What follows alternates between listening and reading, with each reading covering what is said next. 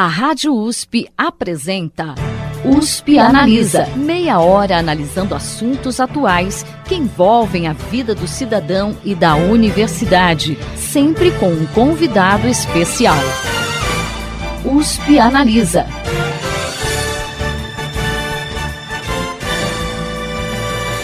Dificuldades de cumprir metas de alfabetização, analfabetismo funcional, problemas na rede pública de ensino básico, baixo desempenho em avaliações internacionais.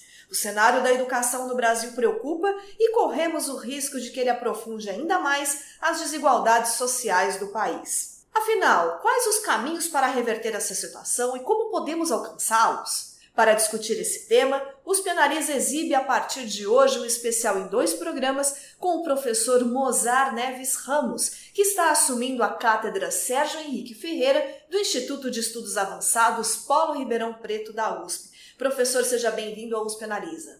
Bom, é uma alegria muito grande. Eu tenho dito às pessoas com quem eu convivo que esse convite da USP, eu acho que foi um grande presente que eu recebi de 2019.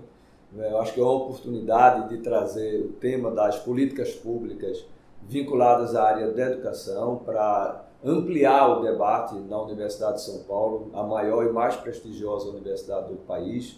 E isso, naturalmente, pode inspirar outras instituições de ensino, públicas ou particulares, para trazer para dentro de si, do seu planejamento estratégico, a questão da qualidade da educação no Brasil.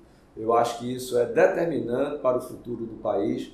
O Brasil precisa ter uma agenda positiva para a sua educação, reverter essas situações que tão bem você colocou, como a questão do analfabetismo das nossas crianças, a questão da aprendizagem, da desigualdade, que ainda é muito grande entre redes de ensino, entre escolas de uma mesma rede. Então nós temos ainda um dever de casa muito grande a ser feito. E, no meu entendimento, as universidades têm um papel estratégico para melhorar e avançar na questão da qualidade do ensino público no Brasil. Bom, professor, já que o senhor puxou a questão da cátedra na sua apresentação, vamos falar um pouquinho sobre ela, né? O senhor está assumindo agora no dia 14 de fevereiro, né? O senhor tomou posse na cátedra Sérgio Henrique Ferreira, né? Do Instituto de Estudos Avançados Polo Ribeirão Preto da USP. O foco dela é políticas públicas em cidades de médio porte e agora nos 2 primeiros anos, né, a cátedra tem 4 anos de duração, nos 2 primeiros anos ela vai priorizar o tema da educação. Conta pra gente como que vai ser o trabalho nessa cátedra e as suas expectativas em relação a isso. Bom, eu tenho as melhores expectativas, estou muito otimista, tenho conversado já com vários setores da sociedade sobre esse desafio.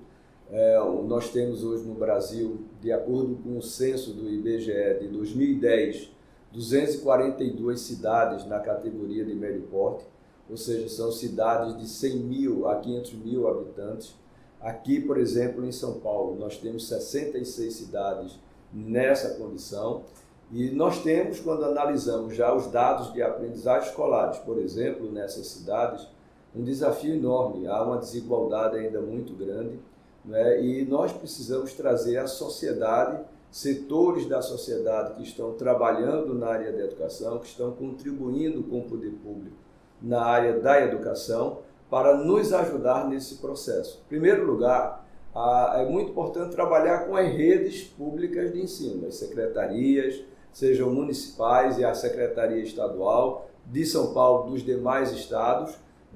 Nós pretendemos, no âmbito da cátedra, constituir uma rede de cidades de médio porte, uma rede colaborativa em que essas cidades possam trocar experiências exitosas, seja no campo da aprendizagem escolar, da formação de professores, da gestão escolar, para que através da colaboração, que é uma competência muito importante, que precisa ser desenvolvida para o século XXI, a gente consiga avançar, como tem feito o Estado do Ceará. O Ceará tem avançado muito no campo da educação e a colaboração, o regime de colaboração entre o Estado com os municípios e apoio da sociedade o Estado tem avançado enormemente, principalmente no campo da alfabetização. Professor, quando a gente fala em desafios do Brasil na educação, a gente se depara também com dois cenários que são praticamente opostos, né? Ao mesmo tempo que a gente pensa formas de adequar as escolas às demandas do século XXI, a gente ainda cuida de questões do século XIX, como a alfabetização, como o senhor citou aí o caso do Ceará, que está avançando nessa área. A gente tem uma pesquisa do IBGE que foi feita no ano passado, que revelou que o país tem 11,3 milhões de analfabetos entre a população com mais de 15 anos. O senhor citou a questão, né, de lidar com a desigualdade nas cidades de médio porte, mas extrapolando isso, né, pensando na realidade do país como um todo, como que a gente dá conta desse desafio, né, num país tão complexo e ainda tão desigual? Bom, em primeiro lugar, eu entendo que ter uma política macro para o país, infelizmente, isso deve ser feito pelo Ministério da Educação, que tem tido muitas dificuldades em colocar a luz onde deveria ser colocada, do ponto de vista de interesse do país. Eu acho que o Ministério tem se prendido muito às questões ideológicas, outras questões que não são as mais relevantes para os desafios que estão postos hoje no Brasil.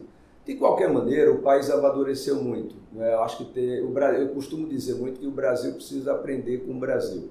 Eu acho que o país já tem exemplos muito positivos no campo da educação. A gente precisa dar maior disseminação, né? Uma maior capilaridade dessas boas práticas para outros estados, municípios brasileiros. Como eu citei o caso do Ceará. O Ceará tem uma experiência bastante exitosa no campo da alfabetização de crianças. O Ceará tem alfabetizado suas crianças aos 7 anos de idade. É um programa chamado Programa de Alfabetização na Idade Certa, que tem sido um grande exemplo para o país. Outros estados já começam a copiar, e isso é muito importante. A gente às vezes vai buscar soluções lá nos Estados Unidos, em Chicago, em Colômbia, em Harvard. Isso é muito bom, a gente olhar um pouco experiências de fora. Mas o Brasil tem experiências muito boas, como eu estou dizendo, o caso do Ceará. E aí o estado de Pernambuco, Espírito Santo, Sergipe, estão trazendo a experiência de alfabetização do Ceará para seus estados. Quando você coloca a questão de mais de 11 milhões de brasileiros analfabetos, né, são os chamados analfabetos que em 15 anos ou mais, que deveriam já estar plenamente letrados, né, e não estão. E isso decorre muito do que não foram alfabetizados esses brasileiros enquanto crianças, devidamente. Né? No Brasil, a gente tem hoje crianças no 3º ano do ensino fundamental, onde de cada 100, 55 não sabem ler, contar e escrever adequadamente para essa etapa escolar da sua vida. E boa parte dessas crianças já com 9 anos de idade. Então, eu acho que a alfabetização é um campo que a gente não deveria mais estar enfrentando, mas estamos ainda. Eu costumo muito dizer que a educação brasileira é como um espadachim que tem que esgrimir com os 2 braços.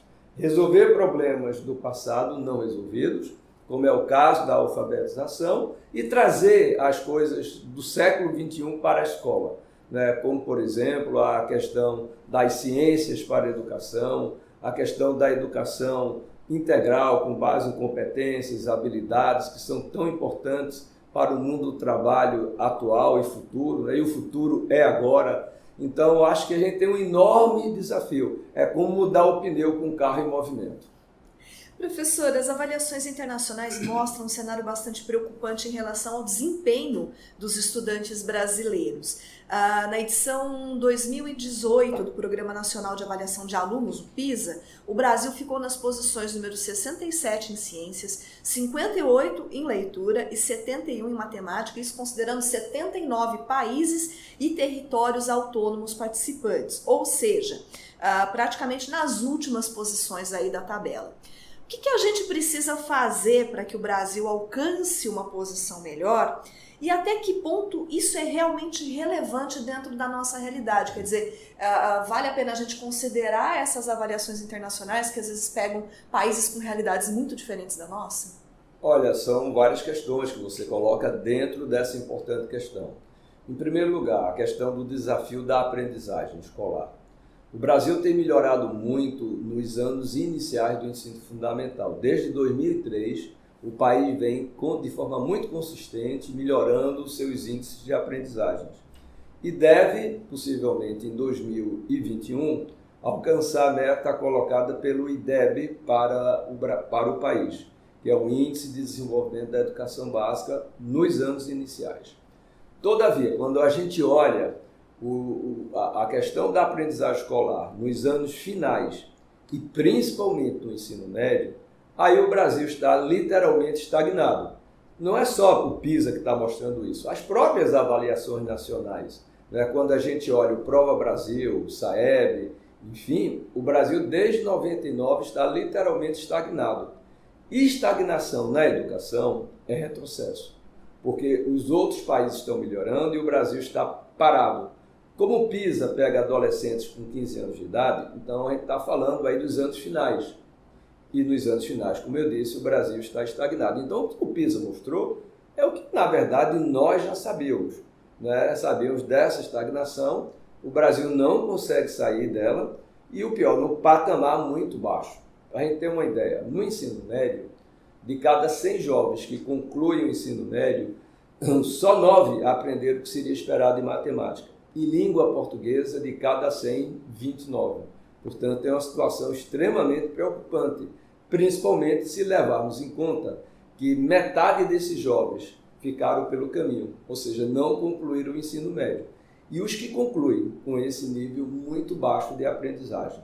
Se nós fizéssemos um paralelismo com o hospital, era como se de cada 100 pacientes que entrassem no hospital, 50 morrem, os 50 que saem com muitas sequelas. Então, nós precisamos olhar com muita atenção essa situação. As universidades precisam, de alguma maneira, levar e colocar isso na sua agenda de prioridade, no seu planejamento estratégico, porque é esse aluno que vai para a universidade. E se ele chega assim, com um patamar de aprendizagem muito baixo, o que é que acontece? Essa mesma perda de alunos ao longo da educação básica, a gente também tem uma taxa de desistência no ensino superior também muito elevada. Um estudo do INEP mostrou alunos que ingressaram no ensino superior em 2010, o INEP acompanhou aluno por aluno, até 2016, quando todos deveriam ter concluído o ensino superior. 60% desistiram. Ou seja, de cada 100 alunos que ingressaram no ensino superior em 2010, 60 deixaram o ensino superior. E olha que esses jovens fazem um esforço enorme para ingressar no ensino superior. E aí essas taxas não decorrem somente das universidades particulares, não. A gente está observando isso também nas públicas.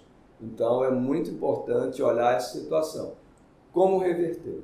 Em primeiro lugar, eu entendo que a qualidade, a formação do professor é determinante. Não é o único parâmetro, óbvio. O Brasil tem um problema muito sério, que é a descontinuidade das políticas públicas. E isso atrapalha em muito o avanço educacional no país. Entretanto, vários estudos internacionais, estudos científicos, pesquisas, mostram que o fator mais importante para alavancar a aprendizagem escolar é a formação do professor, tanto a inicial como a continuada. E quem faz a formação inicial é a universidade. A continuada não necessariamente é a universidade, mas a inicial é a universidade. Por isso que eu digo, eu acho que a universidade tem que olhar a formação do professor. Eu acho que tem uma grande oportunidade aí, porque foi agora, recentemente, homologada a Base Nacional Comum da Formação Docente. Portanto, as universidades precisam repensar as suas licenciaturas e essa é uma boa oportunidade para melhorar e avançar no campo da formação. O senhor comentou a questão da desistência, né, dos alunos do ensino médio. Até em 2019, o senhor lançou o livro Sem Educação Não Haverá Futuro, que traz aí uma análise dos caminhos percorridos pela educação brasileira nas últimas décadas e também propõe uma reflexão sobre o futuro do ensino. E um dado bem preocupante que o senhor apresentou foi de que de cada 100 crianças que ingressam no primeiro ano do ensino fundamental, apenas 59 concluem o ensino médio. O senhor falou da formação de professores aí como uma forma de reverter esse caminho. Mas, na verdade, que diagnóstico o senhor faz? O que está acontecendo com o nosso aluno? Por que ele abandona o ensino médio? No Brasil, a cada 1 minuto, um aluno deixa o ensino médio, para tangibilizar para a sociedade o que é que a gente está falando. São 550 mil, em média, que deixam o ensino médio. Se a gente transformar 365 dias em minuto, a gente vai ver que basicamente um aluno deixa o ensino médio a cada minuto. Então isso é muito grave, porque esse jovem vai para uma situação de risco muito elevada, do ponto de vista de outras situações sociais não desejáveis. Mas, como eu disse anteriormente, o Brasil pode aprender com o Brasil. E um caminho, Pernambuco tem mostrado como avançar na questão do ensino médio, através das escolas de tempo integral. Tempo integral é tempo na escola. Entretanto, tempo maior na escola para uma escola chata é castigo para o aluno. Eu costumo muito dizer isso. O que foi bacana em Pernambuco é que esse tempo integral é associado a uma educação integral, onde o aluno é protagonista, onde o aluno desenvolve um processo ensino-aprendizagem a partir do seu projeto de vida, em colaboração com o professor. Quer dizer, é toda uma metodologia que torna uma escola prazerosa para o jovem. O jovem quer uma escola que caiba na vida. Quando encontra, ele se identifica com essa escola, ele se envolve com a escola. É tanto que a taxa de abandono em Pernambuco é de 1%, quando a média nacional no ensino médio é da ordem de 13%. Por quê? Porque o aluno que está numa escola prazerosa, que ele se identifica, não tem por que deixar. Ao contrário, ele até fica mais tempo além do tempo escolar, né? Então, uma escola de tempo integral, com educação integral, exige, por exemplo, uma metodologia que envolva o desenvolvimento de habilidades e competências que, de alguma maneira, devem intencionalmente estar postas no currículo escolar, juntamente com as cognitivas. Quando a gente integra de forma intencional as habilidades socioemocionais, tais como pensamento crítico, criatividade, comunicação, abertura ao novo, resolução de problemas, isso, trabalhado de forma intencional dentro do currículo escolar, promove um avanço de aprendizagem enorme. Mas mais do que isso, um jovem, quando tem uma educação integral, tem um impacto muito grande na sua vida futura, tanto pessoal como social. Então, Pernambuco, que estava na 21ª posição, lá em 2007, foi exatamente quando eu deixei a Secretaria de Educação, né, e fomos nós que implementamos esse modelo de escola de tempo integral no ensino médio. E aí veio o grande diferencial, houve a continuidade da política pública. Então foram já 5 governadores. Pernambuco hoje é o estado de maior rede de escolas de tempo integral de ensino médio com educação integral, né? E Pernambuco deu um salto da 21ª posição e está sempre entre primeiro, segundo e terceiro lugar nas avaliações hoje no país. Pensando agora na questão do estado de São Paulo, professor, você citou a questão aí da educação integral versus a escola de tempo integral. O governo do estado divulgou no final do ano passado que pretende expandir o programa de ensino integral, totalizando aí 1.400 escolas nessa modalidade até 2023. O senhor já falou um pouquinho aí da sua opinião sobre essa modalidade de ensino, mas seria viável equacionar essa modalidade para todo o país, pensando aí que a parte do ensino médio ela é uma responsabilidade dos governos do estado, né? E pensando também no custo extra que ela exige, né? E na necessidade de pessoal para aplicar atividades e um conteúdo de qualidade. A gente tem a questão dos gastos excessivos dos estados também, ou seja, uma situação extremamente complexa. Como que a gente faz para equacionar? Olha, Derek Bock, que foi presidente de Harvard, ele tinha uma frase que eu gosto muito. Se você acha a educação cara, experimente a ignorância. Dizer que uma escola de tempo integral é cara, eu diria que caro é aquilo que não funciona e que o aluno sai sem aprender ou muitas vezes nem termina, como eu falei anteriormente, o ensino médio. Ele entra e abandona. E hoje, como eu disse, a cada 1 minuto um aluno deixa a escola de ensino médio. Uma escola de tempo integral, ela custa em média 40% a mais do que a de tempo parcial, que em geral não funciona. Não estou dizendo que todas não funcionam, não é isso. Mas a de tempo integral, você tem o professor em tempo integral, o aluno em tempo integral. Então você tem um projeto pedagógico que realmente todos estão afinados e alinhados com o seu propósito. É diferente de um professor que de manhã ele está numa escola, à tarde em outra escola, às vezes com outro projeto pedagógico, às vezes em outra rede, né? Então, a escola de tempo integral é o caminho que os países desenvolvidos vêm fazendo. Se é caro, eu diria que mais caro é o que a gente perde hoje com a ineficiência. O Brasil, se a gente incorporar e levar em conta abandono escolar com reprovação nas 3 etapas, anos iniciais, anos finais do ensino fundamental e ensino médio, o Brasil perde, em média, por ano, 26 bilhões de reais. Né? E isso daria para fazer uma revolução do bem para a escola de tempo integral. Contudo, sendo realista, a gente sabe a situação fiscal, a situação financeira dos estados. Então, é muito importante que isso seja feito, em primeiro lugar, em colaboração com o governo federal. E aí, diga-se de passagem, o Ministério da Educação atual manteve essa política que foi iniciada no governo do presidente Temer, né, através do então ministro da Educação, Mendonça Filho, que ele, como pernambucano, tendo tido a experiência das escolas de tempo integral, ele levou através de um edital, portanto espontâneo, para que os estados que quisessem aderir a esse modelo pudessem assim fazer. E, na verdade, os estados aderiram. Né? São Paulo já tinha esse modelo de tempo integral, inclusive muito espelhado no modelo pernambucano, só que a quantidade era muito pequena em relação ao tamanho da rede. E agora o governador Dória, o secretário Roscielli, eles estão expandindo em colaboração com o próprio MEC, mas principalmente com o dinheiro do Estado de São Paulo, né? E eu tenho quase que a certeza que São Paulo vai avançar muito na atual gestão.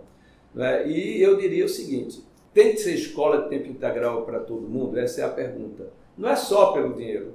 Obviamente que não tem como. Né? Mesmo Pernambuco, que é o estado que tem o maior percentual de escolas de ensino médio em tempo integral, tem 50% da rede. Já é um número muito alto, né? Acima do que o próprio Plano Nacional de Educação prevê. Mas também tem um lado que tem alunos que não têm como ficar em tempo integral. Há alguns alunos do ensino médio, porque eles já têm uma defasagem, idade séria de 2 anos, 3 anos, dependendo do estado, alguns já estão trabalhando, até porque precisam, né, da atividade laboral para não só se manter, mas manter, às vezes, a própria família. Então, o tempo parcial também precisa ser levado em consideração, né, até para atender a necessidade desse público. O importante é que a gente leve também para as escolas de tempo parcial uma educação integral. E isso pode fazer. Claro que a dificuldade é maior do que quando a gente tem uma escola de tempo integral. Mas, por exemplo, no caso da de tempo parcial, com a educação integral, a gente tem que trabalhar, por exemplo, o conceito da aula invertida. Ou seja, o aluno tem que também vir de casa já, por exemplo, aproveitar aquelas horinhas de folga no trabalho, ou à noite, ou no final de semana, começar a trabalhar um pouco para ele possa, então, trazer para a sala de aula já o problema a ser discutido, né? Aproveitar a sala de aula para desenvolver um processo de ensino-aprendizagem que se aproxime mais de uma escola com educação integral, naquelas escolas de tempo integral. Então a gente vai ter que pensar educação integral tanto para escolas de tempo integral como de tempo parcial. O importante é ter uma educação integral, uma educação com significado, que o jovem, ao sair dessa escola, esteja preparado para a vida. Talvez até, né, professor, trazer problemas aí com base no dia a dia dele. E aí eu acabo me lembrando muito de Paulo Freire, né, que hoje é tão criticado por conta da metodologia dele. Então, de repente, seria uma questão de adequar a metodologia ao dia a dia do aluno. Olha, é trabalhar o projeto de vida do aluno, né? Eu acho que o ensino médio traz isso com muita força. Um dos pilares do atual, o chamado novo ensino médio, é a questão do projeto de vida. É fundamental que a escola tenha flexibilidade, né? Está sendo trabalhado agora o ensino médio por áreas de conhecimento, né, mas desenvolvendo trabalhos orientados, pesquisa, desenvolvendo protagonismo juvenil, né, de tal maneira que o jovem, ao longo dos 3 anos do ensino médio, ele possa estar preparado ou para ir eventualmente para a universidade, ou para o mundo do trabalho, ou para um curso técnico ou tecnológico. E aí, nesse sentido, o novo ensino médio ele traz um 5º eixo, que é a questão do ensino profissionalizante. Eu acho que muitos jovens, já no ensino médio, como eu disse, já trabalham. E eu acho que ele, tendo a experiência no ensino médio, que está dialogando com o seu cotidiano, vai ser, eu acho, muito interessante para ele alinhar os interesses que ele já tem do mundo do trabalho com a vida escolar. Então, eu acho que esse 5º eixo que o novo ensino médio traz, do ensino técnico profissionalizante, pode ser um caminho importante, mas eu acho que vai precisar não só de mais investimentos, porque as escolas públicas não estão preparadas, né? Trazer experiências exitosas, como aqui em São Paulo, o Centro Paula Souza, né? O Centro Paula Souza de Ensino Técnico, a gente falou de Paulo Freire, né? Eu acho que aqui a gente tem uma experiência muito exitosa, né? Eu acho que essa rede de escolas aqui em São Paulo, no campo do ensino técnico profissionalizante, deveria ser um belíssimo espelho para o país, não é? Eu acho que, juntamente com a experiência do Sistema S, mais uma vez, o Brasil precisa aprender com o Brasil. Então, nós temos experiências bastante positivas, né? E aqui eu acho que a Paula Souza, junto com o Sistema S e tudo, pode ajudar a construir essa rede de escolas técnicas profissionalizantes para os alunos do ensino médio no país. O nosso programa está chegando ao final, mas nós seguimos na próxima semana discutindo o cenário da educação no Brasil. Professor Mozart, muito obrigado pela sua participação hoje aqui no nosso programa. O USP Analisa de hoje fica por aqui. Até a próxima semana. Você ouviu USP Analisa, um programa da Rádio USP Ribeirão em parceria com o IEA, Instituto de Estudos Avançados, Polo Ribeirão Preto. Produção do Serviço de Comunicação Social da USP e do IEA. Coordenação, Rosimeire Talamone. Apresentação, Thaís Cardoso.